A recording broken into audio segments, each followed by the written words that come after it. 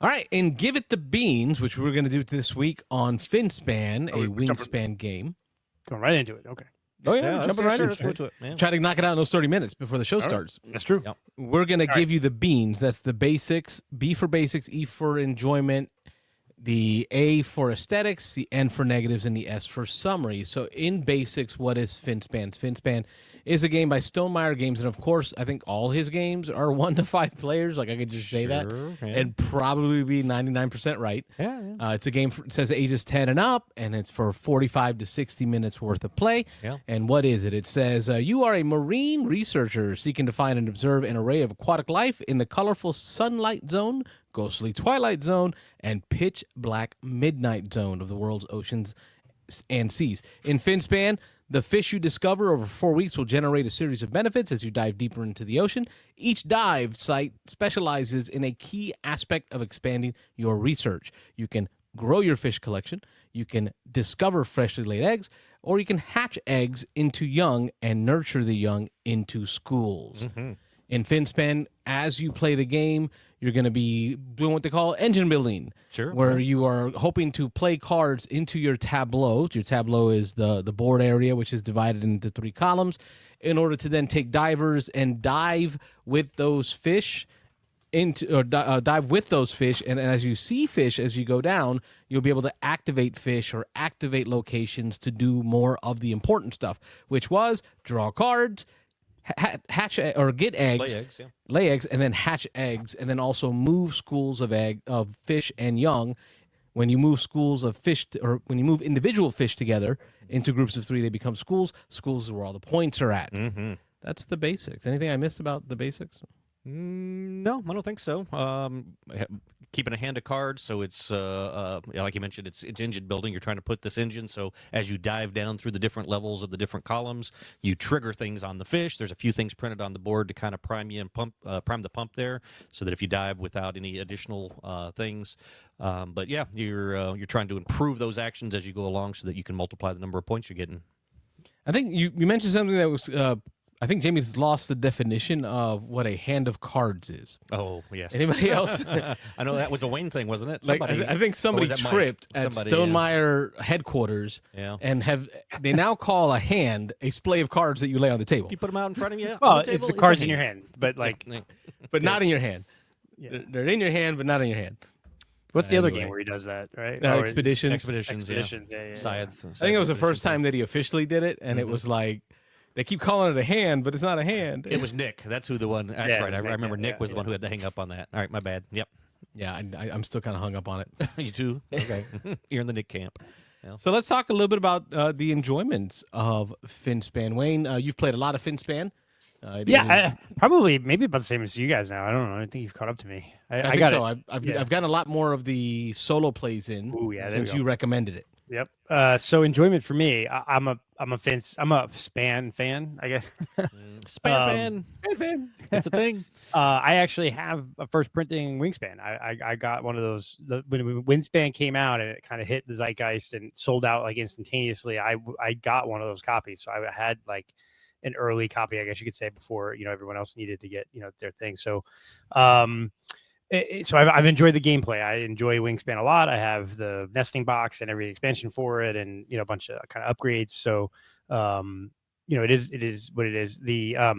So to me, the enjoyment of Finspan is it's very similar in play, a little bit different, some different tweaks to the rules and the gameplay that kind of makes it, I think, even arguably a little smoother even than Wingspan. I think the biggest complaint of Wingspan is the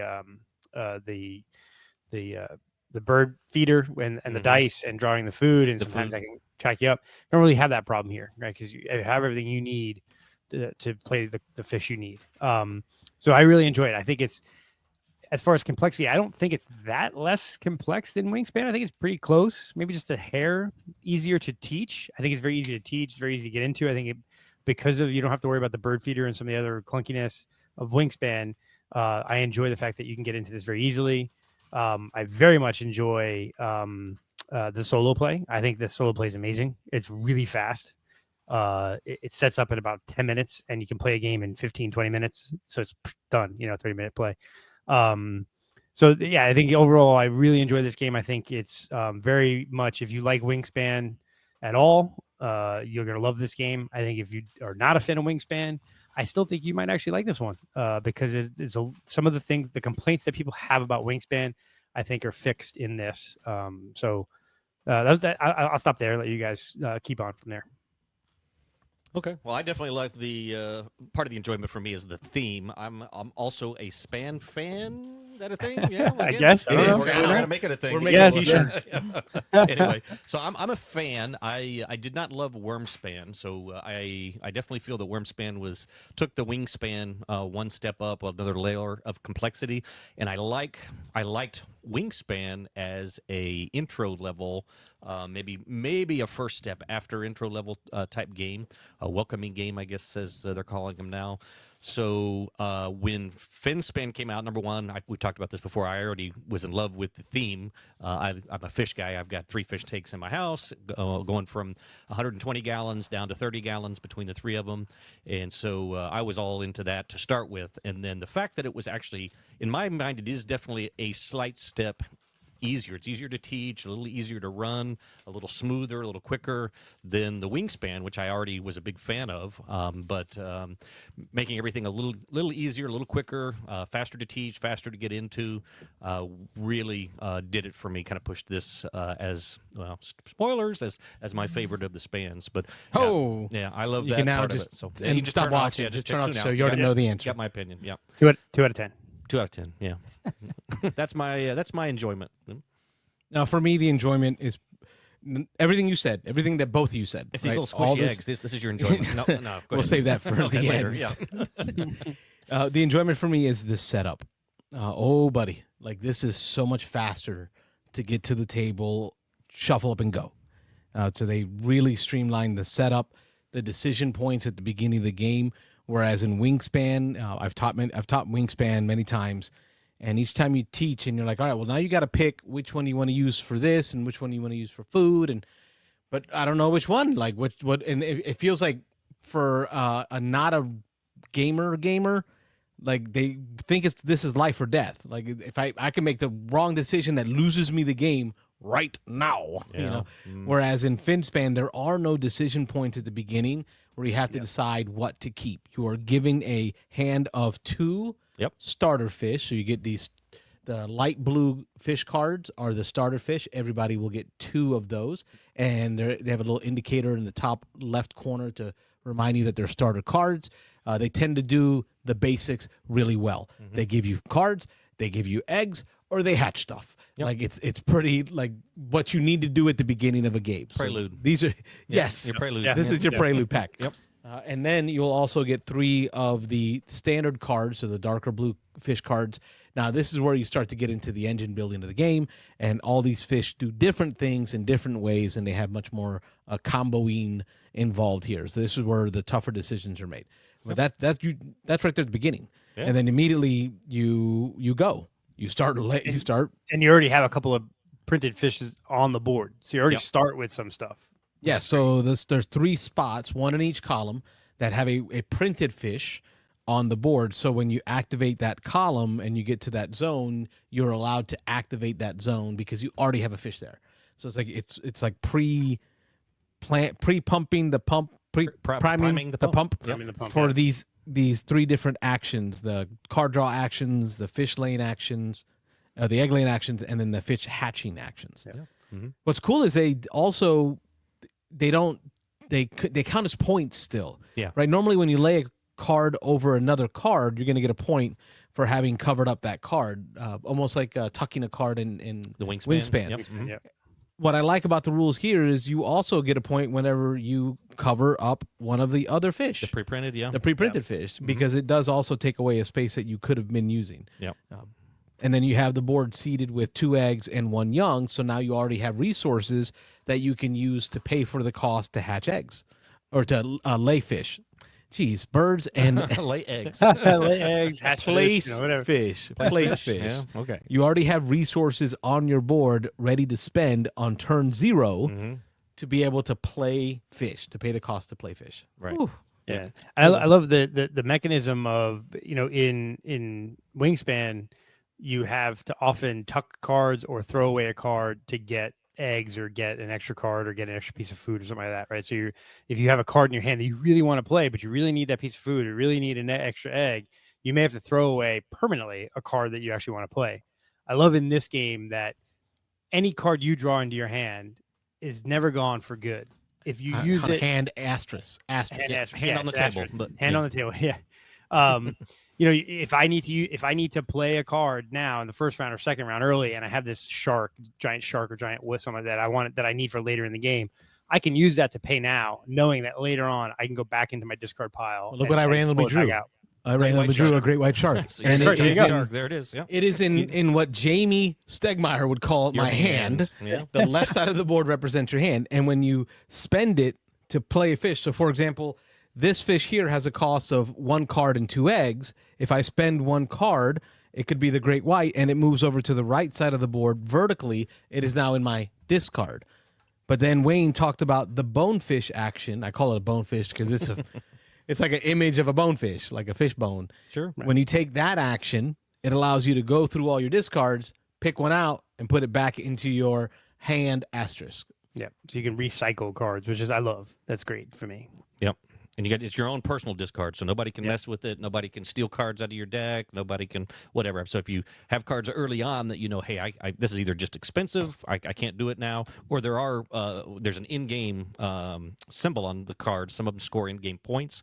You might want to set that aside and then kind of wait till later and see if that objective comes to you so that you can get those points. If so, you just go back, you play the bonefish, but although bonefish is a different thing, but the fish skeleton action, which allows you to go back through, grab that card out of your discard and put it back in your hand. So you can always retrieve cards that you've set aside. So yeah, they didn't name the action. No, I don't think they named them. Yeah, Bonefish is a great restaurant. There you go. Sure. What's great about the personal discard pile in the way that Wayne's talking about. I know we're kind of beating this up, but we like to go a little more in depth. You guys are going to spend money on this. You should know more about it, right? Like, you know, if you want to watch a 5-minute video, do that. We bloviate. That discard, moving those end game scores to the discard almost feels like your own personal scoring objectives. Yeah. Like I'm going to start working towards that end game scoring card, towards its objectives. And then in the last round, I'm going to get that thing played. Pop those back out. Right, so it feels like you have a direction in the game, like your own personal scoring objective. That's what I've done. The couple plays I've had early on, I've tried to just throw 2, 3, 4 cards that are in-game scoring over to the side, and then, like I said, then I can gauge. You can always go back through your discard pile, look through there, see what those objectives were, and then as I'm playing the game, see kind of what came to me. See if 1 or 2 of those are going to score me big points at the end because I just happened to do the things. Certainly, you can try to work towards particular ones, but. Again, a lot of times early in the game, you don't know exactly what your strategy for that game is going to be. So you got to see what cards come to you, what strategy, whether laying eggs or hatching and making schools is going to get you the points. So, yeah. And speaking of that long-term strategy component, Rob, on the board, your hands are closer to mine. Sure. There is a tableau, and the tableau has the achievements. There's a side A and a side B, and each week you're going to be going towards a certain objective. What's nice is there's side A. It's got very basic objectives. It's easy to play. You can memorize it. This is for those folks that don't want as much complexity. But then you flip it, and you get into this more wingspan style side where you're going to be placing chits on each of those weeks, and it's going to give you different objectives to go for. This really adds to that replayability. That's really nice for enjoyment. But check it out. I didn't realize this until Wayne pushed me to play the solo version, that there are each of the weeks, right? So each week is 1, week 2, and week 3 has its own set of tiles. And then each of those tiles are going to get shuffled for week 1, and you'll place 1 in week 1. And then there's week 2, and then there's week 3. What I started to notice is that there's this progression, right? Like in the weeks as you go, the goals for week 3 are more in line with mid-game, end-game play, right? How many schools of fish do you have, right? How many young do you have? These are the things that you develop towards the end of the game. Whereas the early ones are just basic stuff, like how many fish do you have? How many do you have fish with tokens on them in general, right? So like it almost becomes more difficult as the weeks go by. Like they planned it. 100%. They thought about it. Yeah, Yep. that was definitely part of the strategy. So you get more points usually for those later things, but they're harder to pull off. So you've got to kind of build that tableau. And again, that's kind of where I talk about the variability. So by making that decision, setting aside some in-game scoring cards, finding out which objectives are out there and available, kind of set your strategy. Am I going for this stuff more? Am I going for my own personal goals more? Or am I just trying to get points? Schools of fish score you 6 points per at the end of the game. Yep. Yeah. Individual fish score you One. So yeah, you want to school those fish up. You want to do things. Which that movement stuff is more stuff that you tend to do towards the end of the game, right? Kind of combining them up. Sure. Oh man, we can go a long time, and There's layers. my worry is that I think people are going to think of this as the light game, Well, no. right? But there is depth here. Yeah. A pun intended. Yeah. The depths. Any final E for enjoyments out there? No, I think we probably hit them all. All right, we'll hit some more as Yep, we as talk we about go. the A's. Sure. Yep. Aesthetics. Aesthetics. Aesthetics, Yeah. yes, very much. For sure. Go ahead, Wayne. Let's talk s- retail copy first. Yeah. Well, there really only is. Well, yeah. There's retail copy, and then there's an upgrade pack, right? So, it's Stonemaier Games. So immediately, linen finish cards, linen finish rule book, amazing, right? The card quality. I wish every game had those kind of cards. Yeah. It's super quality. They feel art- nice. Yeah, They're the shiny. artwork's amazing. What I would say is, so the artwork on the cards and the artwork on the board is very fish ocean centric, but Mhm. it's not overpowering where it distracts you.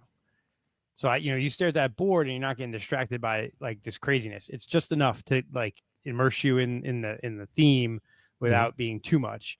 So I love that. I think that the cardboard quality of the chips that you can upgrade, amazing. It comes with just enough storage.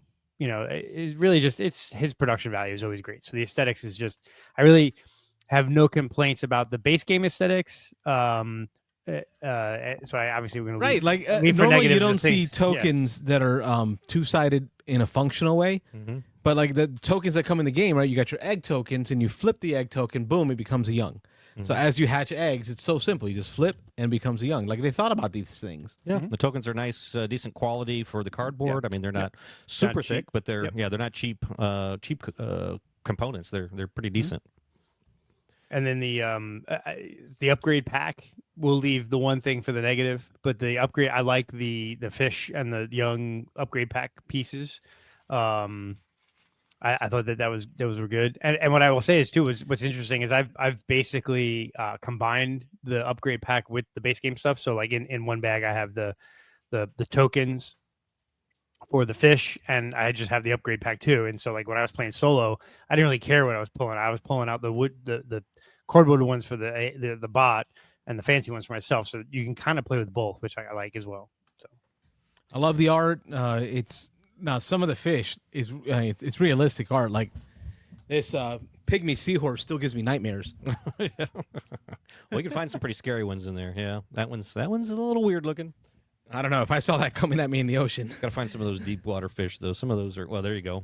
It's right there near the bottom. Yeah, the common fang tooth. But I love learning about animals. I love learning about biology. Reading the information on them, looking at their actual fin span that they have. It's all very very well done, well produced. Designed by David Gordon. I don't think we said that, and Michael O'Connell. But it was developed by Elizabeth Hargrave, Sure. Yeah. who did the official, the original Wingspan. Wingspan. She had to sign off on everything. Put her Yeah, input like in there. the, so, yeah. the fish facts and the other details of the fish are on the cards, but it's Mhm. not distracting from what you need on the card to actually use them for. Player references for every player. Again, the same beautiful linen card finish. Yeah. Mm-hmm. Has everything you need to know for every icon in the game so far, right on the card. And even the achievements board has the playthrough, like how to play and how to set up. So you really don't even need to pull out the rule book to get the game going. Yeah. Yeah. The play rates are really nice. A little two-sided, not overly large. The print is decent enough to be able to read it. It's not teeny tiny. They didn't try to cram a bunch in there. Put a little splash of color even on it. So I mean, it's nice. I really like the way they did the player aids in this. Yeah. All right, let's go negatives, and usually we kind of flow from the aesthetics, and we start with that, and that's Yeah. kind of where I'm gonna start with. Sure, yeah. On the negatives in the aesthetics world, one of the things that I've been having trouble with is what what I just did in attempting to set up a model of the board. There's this right side coloration, like a stripe on the right side of every card. I'm sorry, on On some some cards, Right. Yep. that will limit the placement of that fish to a certain column. There you go. I will be mid-game and realized, oh crud, I put the green striped card on the blue striped column. That Yep. fish does not belong there. Yep. I've done that a little bit. I try to be aware of that. So actually, when I'm putting the cards in my hand on the table in front of me, I'm actually putting them. If I got a couple cards with blue stripes, I put those right next to each other, vertically on top of each other, so I can remember. All right, those were there for a reason. That blue stripe down the edge kind of matches up. And then some of the other things is they have the 3 different zones: the shallow, the mid, and the deep water. And certain fish can only go in certain zones. And so I try to, I'm doing my little tableau and laying them out there. I try to put them in groups of, all right, these go in the top, these go in the middle, these are on the bottom. So I try to organize myself that way. That helps me a lot. So Yeah, I've definitely caught myself like, oh crap, that one can't go there, right? Yeah. Like, so It's gonna because what it is, like I would say, is because the artwork and the iconography on the cards are kind of so seamlessly integrated. Mhm. It is kind of easy for it that can kind of blend in, and you lose track of that a little bit. So yeah, that it's a nitpicky Achievement thing, but yeah. unlocked. He did his Yeah. he did his goal. His goal Yeah, the was art- to make artwork- it seamless and beautiful. Yeah. I don't And even see it There's anymore. also like the bite radius or something like that, or like what's not the bite the radius? Finspan on the bottom left. Yeah, or the like it eats versus not, or But you can eat fish that are smaller, and it shows how, Yeah, how smaller, big each yeah. fish is. Yep. each Mhm. yeah, the each fish. That's another one that's you have to kind of think about. When Yes, you look at because the they cards. they went with a single style of fin, right? So picture the Oh, yeah. end of a fish and like the two tails of the fin, the dorsal fin. Dorsal? No. The anal fin. Yeah, Rob. Tail fin? Is that what you're trying to say? The tail fin. Tail fin. The anal fin's on the bottom, the dorsal fin's on the top, and the tail fin's in the back. So My fish guy right yeah, there. there you go. But to differentiate as a symbol, all they did was they colored different stripes of the tail fin to indicate whether it's a Size. small fish, a medium fish, or a large fish. And it really, like my old man eyes. Okay, maybe this is his old man complaint. I gotta like drop the glasses, bring that thing in real close, Oh, and yeah. like, okay, that's a small fish. Similar. I haven't I've had done too much similar. trouble with that, because the ones the way it was taught to me is that you look at how colored it is. That is not colored. Yeah, that's how colored- Robert was yeah. taught in his family. You Yeah. you look at how colored they are. Anyway, that one is completely just an outline. This one has darker stripes on it, and this one is completely colored in, completely dark. So That's Yep. me, baby. there you go, completely dark. All right. But yeah, that was it. It was just a little hard to see that. Yeah, that's really just getting used to it, right? And remembering it. And so if you don't play it enough, you have to kind of retrain yourself to think about that. So I'll let Wayne bring the big one home at the end here, but Okay. the thing on here that's a big thing for me is that, and this is not my original idea, but I noticed it because I heard about it before, and the first time I played, I was like, oh yeah, that's a thing, is that these 3 fish that are pre-printed on all the boards are the same matte, kind of dull finish that the whole rest of the board is. And the cards are obviously very shiny, very nice, and easy to pick up. And so when I have cards and the pre-printed fish and I'm doing a dive and trying to stop at each card and collect, I find myself skipping over the pre-printed ones constantly because they're not jumping out at me. So I'm like, oh, I'm going here, the nice shiny one, oh, I missed one. I got to go back up there. I forgot to Right. do the thing up there. Yeah, the light background of the card does not match the no background Right. on the what do they call these printed fish? Pre-printed, the starter- yeah, starter pre-printed fish. fish. Yeah, I think whatever they that are. part of that though is like to try to make the board kind of like a piece of art where it's Sure. yeah, it's more congruous. uniform. Yeah, more uniform. Yeah, I mean, they could have. I mean, it would have been more production cost. Also, obviously, they would have had to use some kind of shiny paint background or something on those 3 Right. spots. Harder to And print, Yeah, that probably would have put the production. probably a different print run. Like you just everything printed on Yeah. that board in one run, as opposed to having to like run it and then reprint. Yeah, so there's not a good. I don't have a good solution Yeah. to it, but it would have been nice maybe to have maybe a bolder back border on those, maybe a white border all the way around those, that would have really kind of made them jump out. But like Wayne said, they kind of blend into the rest of the board, which is kind of cool too. So as far as making the board a piece of artwork, that's cool. Oh, and then one other just minor one real quick that I thought of before I let Wayne bring the big one home is the vertical board. Oh, that bothers me. Yeah, the vertical board is tough to get used to. I don't know that if I've ever played another game that has a vertical skinny board like this. And so it was funny the first time we set it up, you kind of like stagger them offset. So one person's here, the other person on the other side of the table is kind of offset, and the next person's offset. And so And you're not quite sure where to put the tokens or where to put the achievements board. It's a table hog in a different way than we're used to seeing a table hog, right? Yeah, different directions. Yeah, different directions. So yeah, if you're playing this 4-player, usually you play 4-player. You have your 4 boards in front of you. You're sitting at like a dining room table, and you have all the stuff in the middle. At this point, you basically just have like you said, stagger. You have like, player 1, player 2 from the top, player 1, and player 4, and then you kind of have tokens around it. So yeah, it kind of has a different setup style because of those. That I'm not used to yet. I'm still not used to it. It feels weird.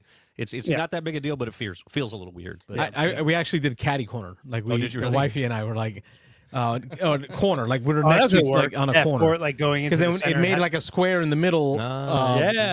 Where we can put our stuff and share components and cards and stuff. Okay, yeah, that works. But it's weird. It's weird. It's different. It's different. It's different. So it's a negative, but again, I think at this point we've had kind of like the pre-printed things are a little could be better. The cards, some of the iconography just takes getting, and then the board shape. Those are all kind of like pretty minor nitpicks. They're pretty minor nitpicky things, but it's just something to think about. Like as you set up the game, you want to remember those things.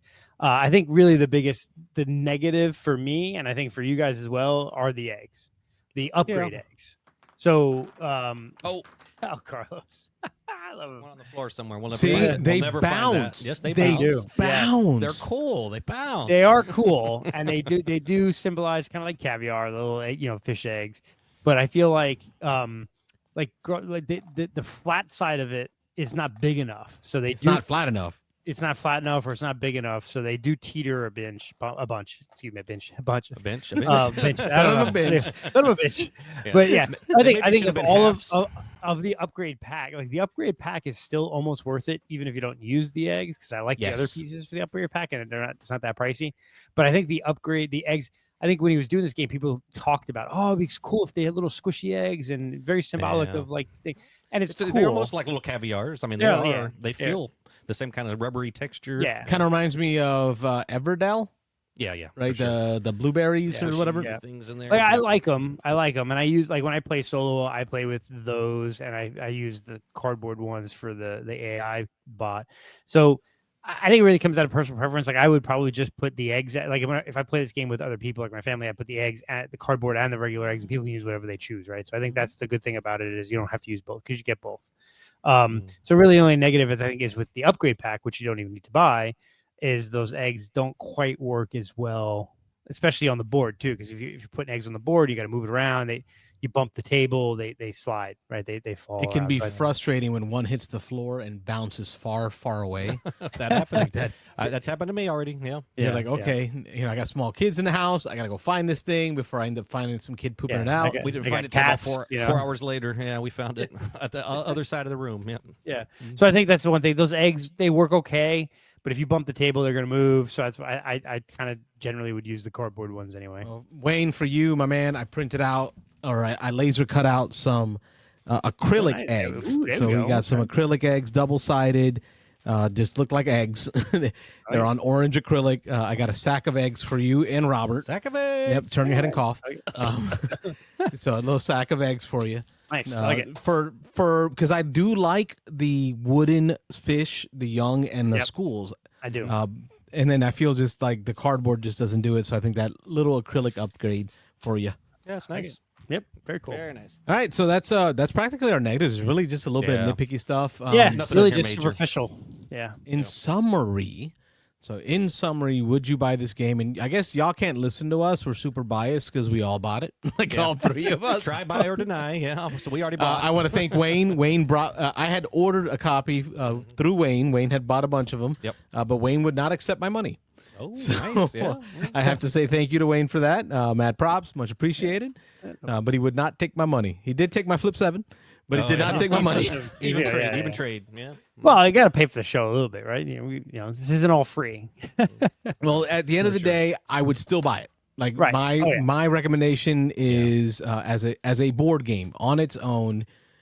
It is a buy. Like I know y'all gonna call me a Jamie Stegmaier fanboy, and that's fine. I'll be honest with you. He has provided to the show. He's been a part of the show. He's been a friend of the show. Mm-hmm. We've eaten tacos with Jamie Stegmaier on the patio. On the patio of the place. Right. So like, he is a friend of the show. Needless to say, this is still a very good game. Oh yeah. Yeah. So, and he didn't provide any of this. None of this was free.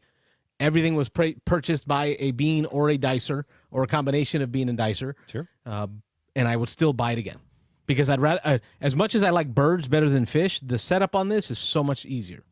Yeah. And we'll finish up with Automa. Once we do our summary. Okay, you want to talk about touch the on solo? Automa. Okay, cool.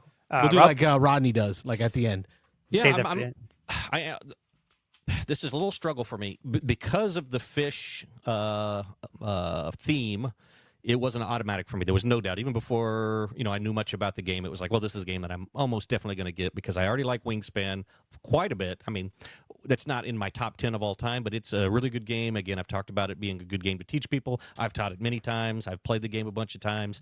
Then you tell me you're going to slap fish on it instead of birds. I was already in. So I think I'm super biased because the theme and how much I liked it and all that kind of stuff. I'm trying to think if this was completely removed and there was a completely different theme on it, I would say I would not have been a first day buyer just because of my own habits and preference. I tend to wait for reviews. I tend to maybe try to play the game once or twice.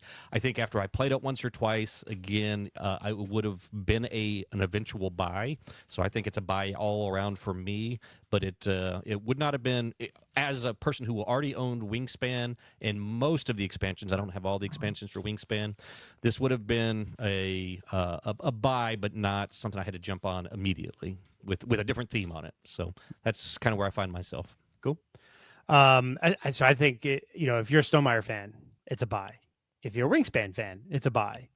If you're a fish fan, it's a buy, right? If you're a board gamer, this is a solid entry plus level board game to buy, play with, teach other people. I think the accessibility of the game as far as, setting it up. And I think if you had new gamers, they're not used to vertical versus horizontal.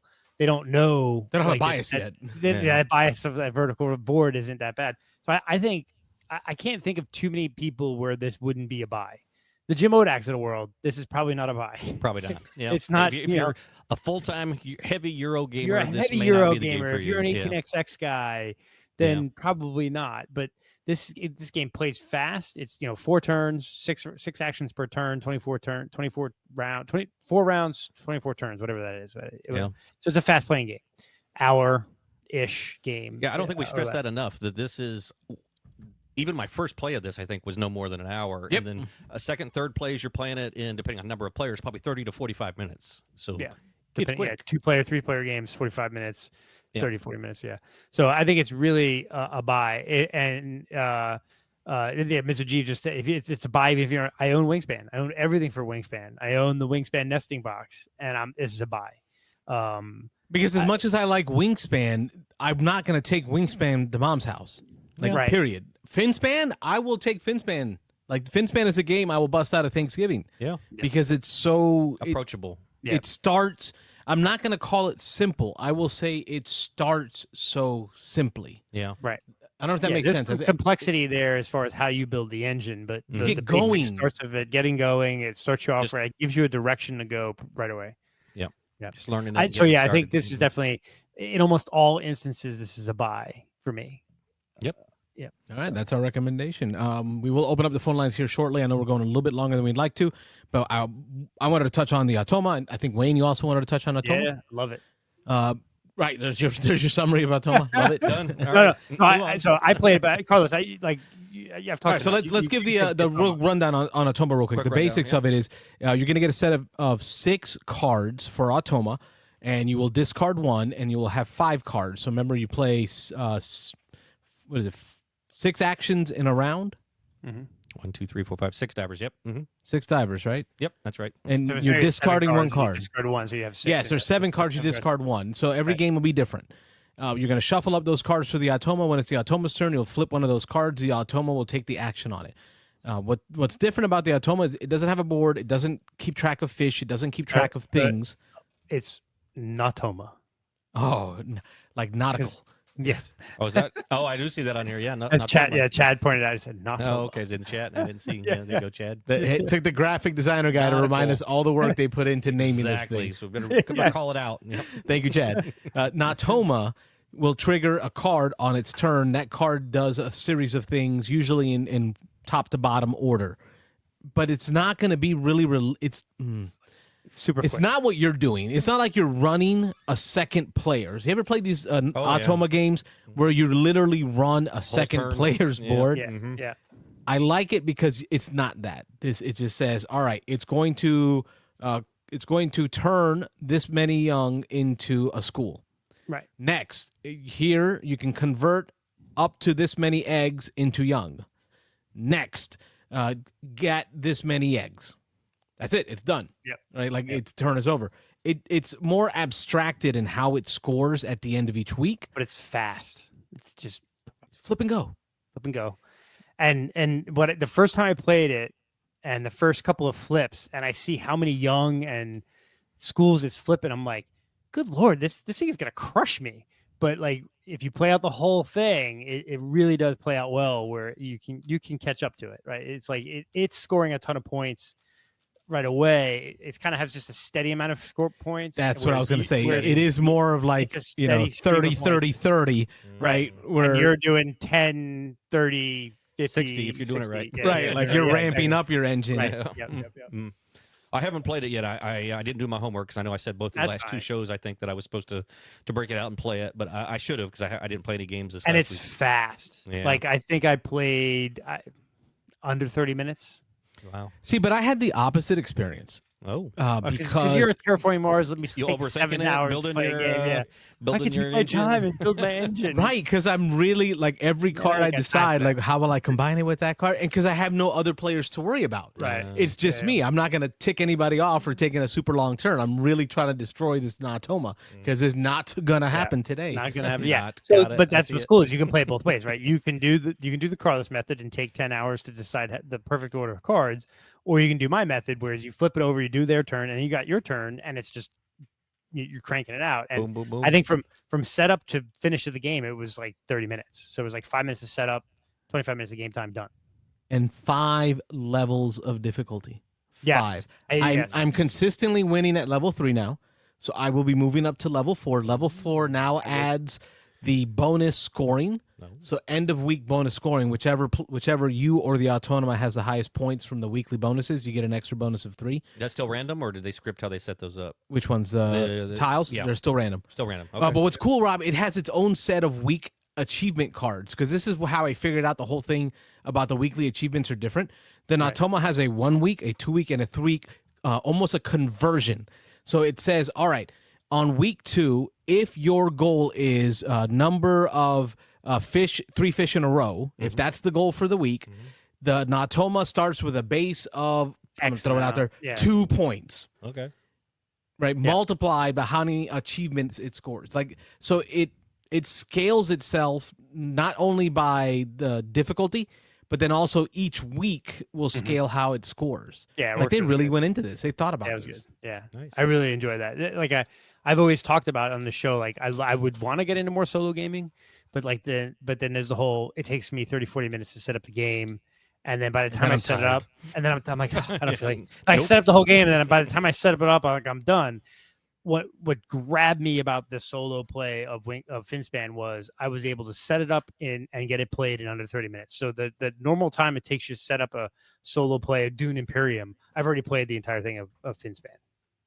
Done.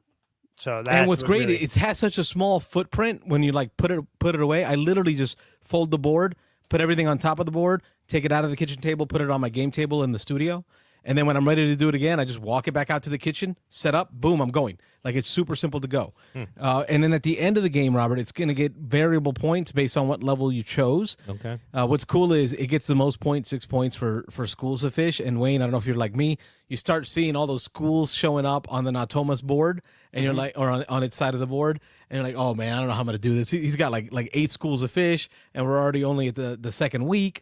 But it does a great job there. The crazy part is, and I don't know if you've done this part yet, Wayne, the rival mode. Have you done rival mode? No, I have not. That one I have not done yet. Rival mode adds this matrix. Oh, wrong person. Wrong one. It adds this matrix to the game. So then this matrix is a card, and the card has rows that it wants you to focus on and columns that it wants you to focus on. And there's different cards that do it differently. So Robert will show it to you here. So it's got like on this one, it says that right column, I want you to focus on that on that left column, excuse me, and you're going to get bonus points for having fish in that zone. But then you're going to get negative points for the fish you put in the red zone. So throughout the game, you're almost like, okay, how do I maximize my placement such that I can get points for the rival card without giving away points by putting in the negative? It just takes it to the next level. Cool. Yeah, I like that.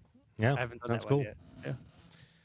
So that is the Automa. Hopefully for you Automa players out there. And then the last thing I would just add is just like Wingspan, this is infinitely expandable because there are tens of thousands of fish not in here yet. So Thousands of fish in the sea. Yeah. Yep. Yep. But they're not as pretty.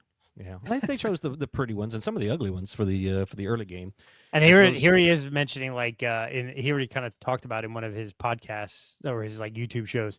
He talked about how like maybe in the next expansion there could be some mammalian turtles might get added. Oh, yes, please. Yeah. Some dolphins. Other sea creatures. Yeah. Other penguins. sea creatures potentially. Yeah. Mhm. So, All right, phone lines are now open. 813-618-7099 is the number. Oh, but does penguins cross the line? Hold on, I said penguins, but now we're getting a wingspan. no. territory, Those they're under Yeah. tariff. You can't have them in a game right right? Okay, now. no more penguins. Expenses. You got to pay for them.